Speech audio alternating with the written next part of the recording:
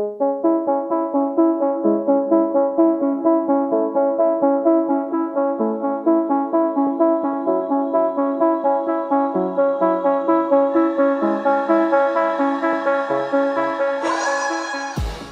and welcome to the Blackout podcast where I get to talk to amazing people who do amazing things. Today, I keep saying you're so tall.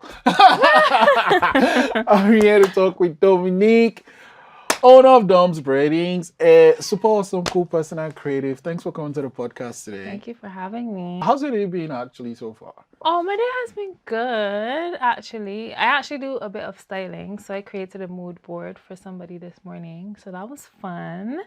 And now I'm here. So Sorry, what's a mood board? a mood board. Clearly, I don't have style, but like, what? I'm screaming. A mood board essentially is where you just pull a bunch of pictures from like Pinterest, Google, Instagram, and just create a board where you show someone what their potential style could possibly be. So they could just like pull different looks from the style, from the entire mood board and just see like what they're feeling. It's just a vibe creator kind of. I didn't know you do that. Yeah. Well, thanks for sharing that. So, like, with the styling thing, how do you decide though? Like, what are the things that you factor into when you're putting the mood board together? Consider the individual's height. So it's just like what would look good on a tall person would not look good on a short person. What would look good on a bigger person would not look good on a smaller person. So it's like the kind, and also the person's style already, because someone who would wear like a big cheetah print jacket someone else would not wear that. So I would just try to do, if someone is modest, I would create more modest looks, and if someone is more outgoing, I would create more outgoing looks. Does it matter if they are dressing up for like an event or like an outing or stuff when you're creating the mood board? Say I'm like, hey, I'm going for this, I don't know, award show, whatever. How will that factor into if you are creating a mood board for the person? If someone wants just for one event, I don't think that would require a mood board. I'll come up with different looks and then propose it to the person. The mood board is like all the things. Yeah. Like, this is where we could go. Yeah. And then for this specific thing, this is where you should go. Basically. Oh, okay. Yeah. Okay. You got it. You got it. How do you get into doing that? To be honest, because when I was in university, my friends always used to ask me, like, can you help me, like, pick out an outfit, da-da-da-da-da. And I was like, okay, cool, fine, no problem. And then this year, I just kind of decided, okay, I'm going to just do it. And I just did it. And I put it on Instagram, and people reach out to me. And I'm like, okay, I don't, like, post it that I do it. But people reach out to me, and I'm just like, okay, cool. I'm going to do this for you on the low. I mean, not on the low, because I do style. So hit me up if you need me to style you. Okay. How long does the process usually take for you? To create a mood board or to find an outfit? to create a mood board. Probably like, I want to say like 3 hours, not too long. That's long. Are you kidding me? Really? I just put on a t-shirt. I'm screaming. Fair, can't be mad at that. It's fun though, just looking at clothes, just putting things together. It's like, oh yeah, that's cute, and just put it all together. What of colors? Like, that also factors into the when you're creating a mood board, right? The colors? Yeah. So I would have like a color scheme like at the side. Oh, okay. Man, I'm gonna ask you to show me what this thing looks like. Okay. Like... I got you. That's no problem. Okay, so how do you decide to move to migrate to Canada? What was behind that decision? After secondary school, so in Barbados we call it secondary school, in the Caribbean. After secondary school, it's university, and my sister was in the UK already, and then the US was never an option because my daddy was like, Trump is gonna be president, so you will not be there because you're right. Yeah. So then Canada was the next best bet. And I just applied to a bunch of schools in Canada and kind of just landed on Halifax. Which school did you go to? SMU. Oh, okay. Yeah. And what did you study? I did economics and marketing. Oh, marketing. Yeah, it kind of checks out. Yeah. Let's rewind a little bit. Let's go back. Growing up, what did you want to be? Okay, this is a funny story. Not really ha funny, but like funny. But when I was 8, I wanted to be a hairdresser. Yeah, I wanted to be a hairdresser when I was younger, and I wanted to do nails and I wanted to do makeup, which I did. Like I did nails, I did the makeup. People paid me for all of that. But then when I told one of my aunts I wanted to be a hairdresser, she said to me, hairdressers don't make no money, so find a real job.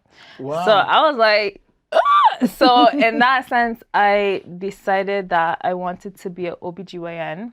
Oh. I don't know why. How do you pick that? Like, how do you go from the gap, like from hairdresser to, like, why did you decide on that? Because home and health was a big thing at that point, like the channel Home and Health, and I always used to watch like shows like I Didn't Know I Was Pregnant and like just pregnancy shows and stuff, and I just kind of love children, so I said, okay, well, I'm just gonna deliver babies. Become a doctor. And I wanted to go to Johns Hopkins University, and math and sciences, they're really not my portion. I can relate. It's yeah, they're not my portion at all. So I kind of just failed miserably at all of them. Oh, okay. And I just failed my way into being a hairdresser. So, God's plan is always the greatest. So it's like you had that thing, and then that aunt's like, what does she think of what you do now? Got sure, like, hairdressers don't make money. Oh no, she's so proud of me. Like, yeah, she's so proud of me. It's not just being a hairdresser. I think in my family, once you do something, you have to be exceptional at it. Whoa. It's not just doing it, like, because like a lot of my aunts, they went to like Harvard, Princeton, all of those Ivy League universities. Yo. Yeah. And my cousins and my sister, she's a biomedical engineer, so it's like, why did the science thing skip you and you're like, I'm not doing science? Everyone is confused. We don't know. No one knows, because both of my parents are engineers and physicists, and it's like, wait, is it just you and your sister? Yeah. Just the two of you? Okay. Yeah, so just me and my sister. And she's still in the UK? Yeah, she's in the UK. Okay. Yeah. Okay, so anyway, you came to Canada. How was it like, moving to Canada for you? The first few months you were here? I cried a lot. Oh, no way. Because I miss my parents. I miss my sister. It was cold. But I had a blast. I'm not gonna hold you. I had a blast because I was living on campus. I made a couple friends. I made a lot of friends, actually. I'm not gonna. Yeah, you just like. I made a lot of friends. So we just used to go out. Like, we were outside all the time. But every opportunity that I had to go home, I went home. So every single week break, every Christmas, summer, Easter, I was at home. For COVID, were you here? You were here during COVID? I was traveling during COVID. So I went home and I was here as well. Oh my God. Yeah.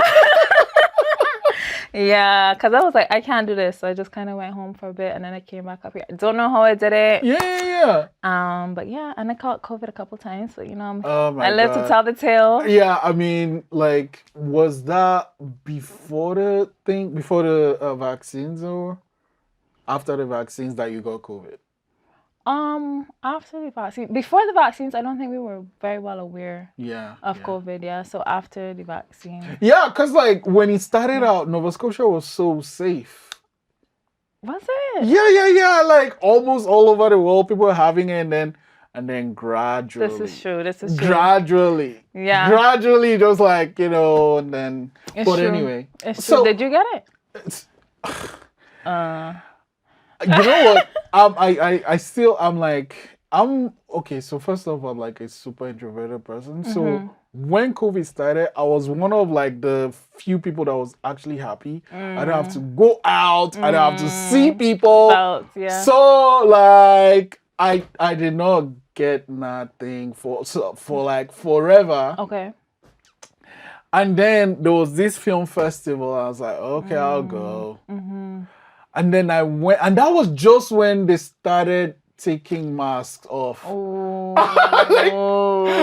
And then I was like, I don't want to go to this thing. And I went, and then I honestly, I think I knew when he entered my Really? I just was like, I should not be here. Let's go. Mm-hmm. I left. And then 2 or 3 days. And the worst part was that, when it's film festival season, it's like there's like almost like a series like there's Toronto, then there's the one that happens here, then there's the one that happens in Lunenburg. So it's like the one that happened here was the one I went to. And then a few days later was the Lunenburg one. I really, really wanted to go because I was going to pitch something there. And then it was like, I'm feeling fluish. That was the worst flow I've had in my life. Oh, so because it was bad, you kind of figured. Yeah, I was like, fuck, man. And then you take the test and you get that line. I was like, I was so pissed off. I was like, I didn't have to be there. Well, not that I didn't have to be there, but so after that, like I still wear my mask now if I go out. No, actually, because people are nasty. Yeah. And they be coughing. Ugh, anyways. Yeah, like I've gone to places where someone is like, "Oh, did you know that person had COVID?" I'm like, "What?" See, people are dirty. But anyways, it's anyway, okay. by the side. So, how did you decide to start Dom's Braiding? What was like? How did you start? You know what? I don't think anything in my life up to this point in my life has been a conscious decision. Oh. So the way that it happened is when I came to Halifax, there was nobody to do my hair. And I like my hair a specific way. Like there's one person in Barbados who does my hair. And I was like, there's nobody to do my hair, so I'm just going to do my own hair. Well, I learned how to braid when I was 10. So I've been doing my hair ever since. Like that's how I learned to braid on myself. Every time I hear that, oh wait, I just figured it out. But every time I hear that, I'm like, how do you see the back, right? Mirror. A mirror, but when I'm young, I kind of just freestyle. Like you're just like, yeah, it's kind of. Well, I used to mainly just do the front, like just the front, and then put it up, like put the rest up in a ponytail. Okay. But yeah. So then I was like, I'm just gonna do my own hair, and then as I started in economics and marketing, and in my first year there was a course called Introduction to Marketing, and it was like, okay, come up with a business, do a business plan, do a financial plan, do all the things. So I was like, okay, I'm already doing my own hair. I might as well just make it into a business.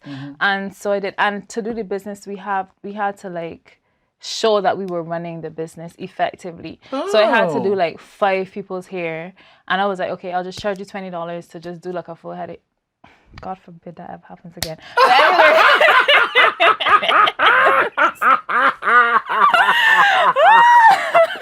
like, but yeah, do not come at me with your $20. Listen, I'm gonna chuck it in the ground like, don't disrespect me. Do not do that. But yeah, so I just did a couple people's hair, and I was actually really good. And everybody was like, oh my gosh, who did your hair? Who did your hair? Because there was nobody to do hair. And then it was just kind of like this snowball effect, and everybody was just coming to me to get their hair done. And it just kind of went like, it just spread like wildfire. And now 7-8 years later, here we are. Wow. Dom's Braiding. Dom's Braiding. Oh, on the other side, like Dom's Braiding is huge, but then your personal Instagram's like huge. How do you manage that following? How do you even get that much number? Like I'm screaming. Well, I'm actually not that active on my Instagram, which I should be more active, but in Barbados I was kind of a bit popular a little bit, so that's how like most of my followers are like Bajans and people that I met like in first year, because I was like dressing, I was outside, I was doing all that. But in my my more present years, I'm not as active outside. So what is the reason for like, I'm chilling out now versus years ago when you were like doing all the things? I think time, because I work a lot. Time, and also I think my perspective on a lot of things are changing. In what way? So, like, let me think. Just and I was like partying a lot. Like I started partying when I was 13. So I was just like partying, drinking, posting like very like revealing outfits, just the whole 9. And I found God. So I just think that I just need to like figure out who I want to be on social media, because I know who I am as a person, but like presenting on social media, the way I dress, the way I talk, what I talk about has all changed. And it's like, who do I want to attract onto my platform? It's just completely different. Like I'm not on Instagram twerking no more, because I used to be. and I used to get lots of likes, and now it's like, okay, I'm not that girl anymore. So I'm just kind of figuring out, so I'm just quieter. How's that process going? The figuring it out process. Oof. It's a bit tumultuous. I'm not gonna hold you. It's very, because I'm unlearning a lot of things of who I think I should be and who I think I need to present as, because I think people like see me a certain way. Well, people who knew me from the past, they see me a certain way. So I'm kind of just like unlearning and trying to like block out who that person is and like who I need to be. And it's just like growing pains. It's a lot of growing pains and a lot of discipline, and discipline hurts. So yeah, so I just think that's where I'm at right now in life, which is fun because I'm learning myself. So yeah. What led to the transition? I don't know the word to use, but like what led to the change? To the change?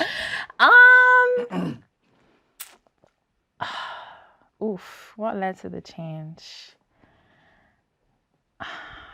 You want to get deeper? Is we keeping it surface level? Like, where are we going with this conversation? Right. Pain. I think pain kind of changed me. A lot of pain in a lot of different areas of my life, and I was like, I can't just keep living this way because it was just the same cycles over and over and over. And I was like, and then one day I was just like, God, like, I really I don't believe that you are here right now. And if you are, like, just kind of just make this make sense. So it kind of just like over the years, everything just started to make sense. So I just think that, and even in the pain in my life now, because obviously pain is inevitable, even in the pain now, it's like I still have joy. So I just think that that's where I'm at right now. And that's why I kind of switched my belief system, my perspective. Yeah, no, I mean, thanks for sharing that. It's super personal, but thanks for sharing that. So moving forward for you, for your business, what are some plans you have? So, fun fact. Yeah. October is the last month that I will be braiding. Oh. Yeah, because it's a lot. It's a lot. It's a lot of hard work, which I've done for a couple of years, and I think I built my clientele. So moving forward, I will be teaching classes. I started in summer, so I had a summer camp in summer, which was super fun. And I do have my first class coming up on November 11th, which is a beginner's braiding class. Like, you don't know anything at all, come on November 11th. So yeah, just teaching, selling hair and like human hair bundles for like boohoo braids, because boohoo braids are in a lot. Sorry. So people that know boohoo braids know what boohoo braids are. But not boohoo. Boohoo braids. Yes, boohoo. Exactly. So it's also like people that know it what it is, but what does it look like? Like, because the braids is just, to me at least. Yeah. I don't know if you see like braids and curls in the same hairstyle. Oh. Yeah. Okay. Yeah. Okay. Boohoo braids. Oh, boohoo braids. I learned something new today. Yeah. So like during that, man, you're in this state of flux and change and transitioning and all these things. So, what led to this change? Like, okay, I'm not doing it, but I'm teaching it, and like, what are some of the things you put in place to be able to do this now? I love to teach. I really do. I'm a Sunday school teacher as well, so that's very fun. And I just love imparting knowledge to people. So the reason that I stopped braiding is because I can't be doing it all day anymore. Like, that's just no longer where I'm at. So, and then when I taught the camp in summer, I was like, hold on a second, like, this is fun. Like, I am having the time of my life teaching, and just like, because I'm a very patient person, so I just think that you need that to teach. You most definitely need some level of patience. So yeah, and the things that I put in place, well, I moved. So I moved from, like, I was living in a house with someone, but now I have an apartment, and like we have like a room, like an amenities room, a business room, like everything that we could just like book out. So I book it for free, and I teach my classes there, and that's where I had the summer camp and everything. And it's very like, I don't want to say coincidental, but I didn't even expect that when I moved. I was like, hold on a second. If 2 + 2 = 4, then yeah. So it's not even something that I put in place personally. That's why I said nothing in my life is ever really like a decision. It kind of just flows and flows. So yeah. So that's what was put in place for me. So that's the braiding camp. What did it take to set that first one up? And this one, the beginners one in November. How are you preparing for it? Okay, so to set the camp up, someone had actually sent me a DM and they were like, you should hold a camp for children to learn how to braid because it's like it's very pertinent. Like it's a skill that a lot of people don't have. So I was like, that is a brilliant idea. Let me do that. Shout out to that person that sent me a DM because I don't remember who it was. But preparing for that was quite something. It was everything that is new is difficult because, as I said, I've never intentionally done anything. So like my expectations were through the roof, and I was very like, there was a lot of things that were very disappointing. And that's, as I said, that's where faith came in. So I was like, okay, let me just make it make sense. So yeah, it was very difficult. So like I bought like lots of mannequin heads, lots of hair, lots of combs, lots of everything to prepare for the class. So the beginners class, I basically have everything already. So like preparation is already done. It's just to get the word out there and to like tell everyone what I'm doing, because in summer, the summer camp was for children 13 to 17. So it was very limited. But this class is for everybody. If you want to learn how to do braids, come on here. Come on over. Is it like a one-day thing or? Yeah, it's a one-day thing. But I will have workshops where it's longer. But this one is just for beginners who actually just need to find like how to take 3. Yeah, and just like, and even like feeding braids, like the dexterity is a very specific thing with your hands. So that's what that one is for. So with your, wow, okay. And it's all you? Do you have people helping you? Yes, well, me. Wow. Yeah. You have the marketing background, but how are you marketing your camp and your workshops? Instagram, LinkedIn, word of mouth is huge. And I have a lot of friends in school, like teachers in schools and stuff, and they're like telling all their students, telling the students to tell the parents. So yeah, that's mainly it. Instagram, LinkedIn, and word of mouth. How do you decide the pricing for your camps? It's all based on, first of all, cost of everything, like a mannequin head, combs, whatever. So that is firstly factored into the cost. You have all those things. So all they do is just show up and everything is there. Yeah. And also what they're learning. I think that when you're pricing anything, you need to think about the value that you're adding and what you think you're worth. And I just think that in pricing your value, you can't be really afraid because people are going to complain regardless. So I just know what I'm worth and what I bring to the table. That is a very cliche statement, but what I provide and what they can take it and like go, because people are going to braid their children. They're going to have people in their chair and they can make back the money in a day, 2 days. So I just think that knowing my worth kind of contributes to what I price things. And how often will you be running the camps? Well, the camp is only in summer, but the classes classes, yeah. Yeah. Every weekend. I think I want to do it every day or every like 2 days, because when people get their hair done, they make time. Because I have clients from Monday to Friday, back to back, because I don't work weekends. So in that same light, people will make time if they really want to learn. It's there if you want to come. Okay, I'm learning so much. But like, I usually send out guests with this question. A friend asked me, and essentially, what is something that happened to you before you were 17 that played a huge role in the person you are today? I don't mean to giggle. I'm sorry. What happened before I was 17? So, as I told you, I'm into like beauty and all of the things. So when I was 15, I entered a pageant. Oh. Yeah, I did. But when I entered it, I was very problematic when I was younger, like very, very problematic. So at one point in my life, like I was just beefing with the entire school, like the entire secondary school. Like no one liked me. When I say no, I don't even remember. Like I was just an angry teenager for whatever reason, and I was beefing with the ends. Maybe it was over a boy, a couple. I don't know.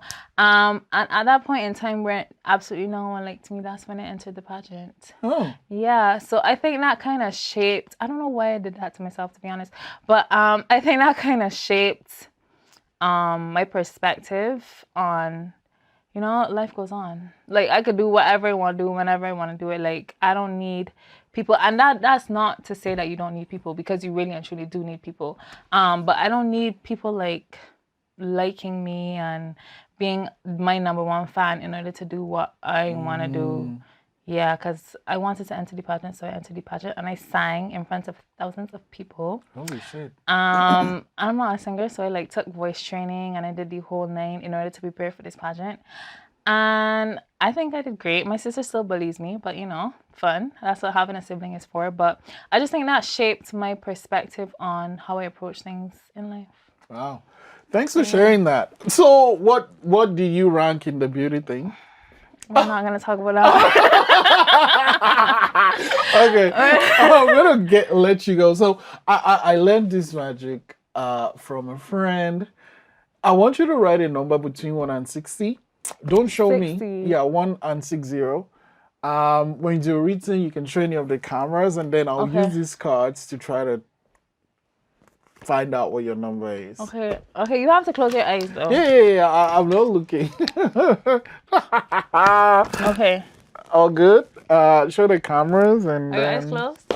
It's closed. You done? I'm done. Okay. So it's gonna be on at least one of these cards, but it can be more than one. I could have written 2 numbers. No. Like your single number can be more than one card. Okay. Yeah. But it's gonna be in at least one. Is it in this card? No. No. Uh-oh. Is it here? No. That's not good. Is it here?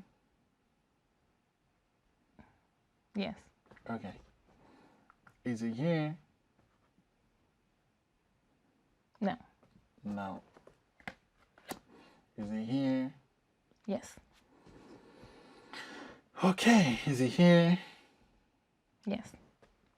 Wow, that's okay. Is it 37? What the heck? How did you know that? You look at my number when I wrote it. I didn't look No, at it. No. I didn't look at your number. You sounded like, how you know that? That's not even. The cards told me. No, you're lying. No, did you see where my eyes went? I really tried to direct my eyes. No. How do you know? Can you teach me? Oh my gosh, good job. Thank you so much for coming to the podcast today. Oh, thank you for having me. Oh, and good luck on your classes and stuff. Thank you. I appreciate it. If people want to reach out to you to find out about the classes, how do they do that? They can send me a message at Dom's Braiding, DOMS Braiding, BRAIDING, Dom's Braiding. All right. Thanks for coming on. Thank you for having me.